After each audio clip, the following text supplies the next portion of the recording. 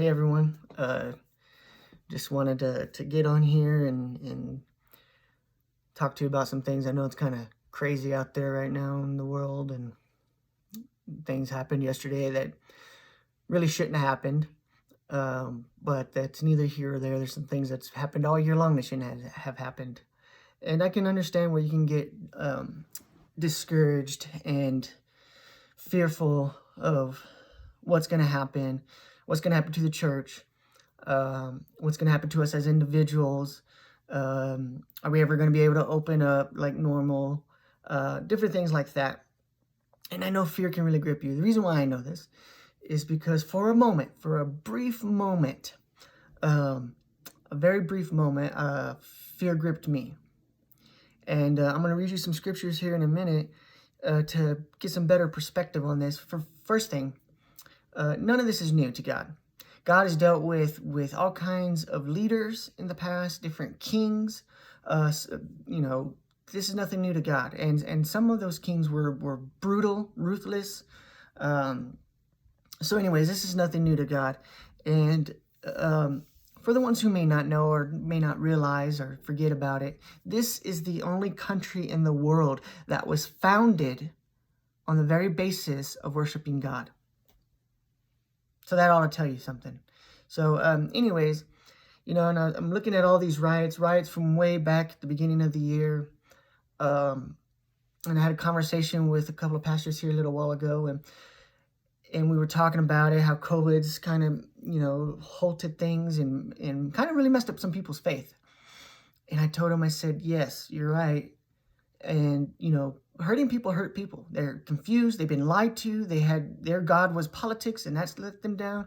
But I want to tell you this. This is the greatest opportunity. This is the greatest opportunity and the greatest privilege to be in this time, to live here and to be a Christian and be a follower. And if you're not, don't worry. There's plenty of time for you to accept Christ. But I would rather do it sooner than later. That way you can enjoy the great things that God has for you. But let me get into this before this video goes too long. 1 John chapter 4, it says, God is love. Whoever lives in love lives in God, and God in them. This is how love is made complete among us, so that we will have confidence on the day of judgment. In this world, we are like Jesus. There is no fear in love. So you got to walk in love. We have to walk in love. And you know what my wife always constantly tells me? She goes, love is an action word. Love is an action word. Just like fear is an action word. You got to love. Love is an action word. But perfect love drives out fear. The beginning of this, we said God is love. God is love. He is that perfect love.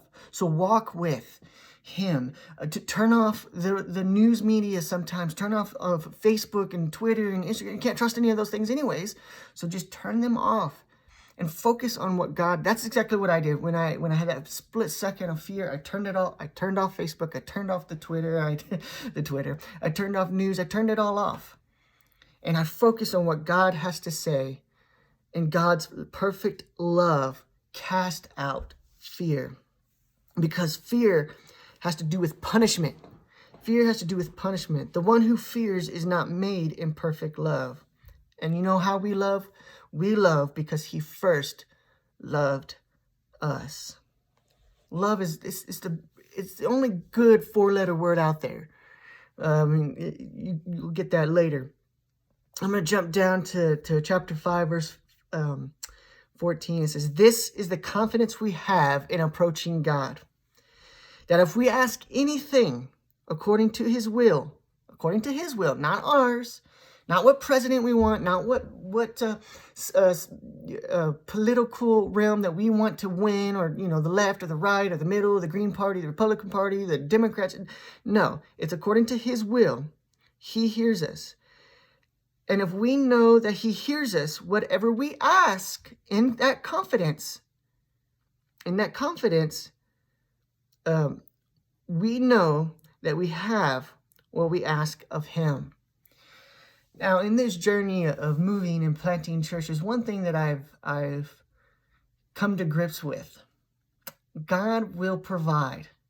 God will give what you ask, but it will come in ways that you don't expect it.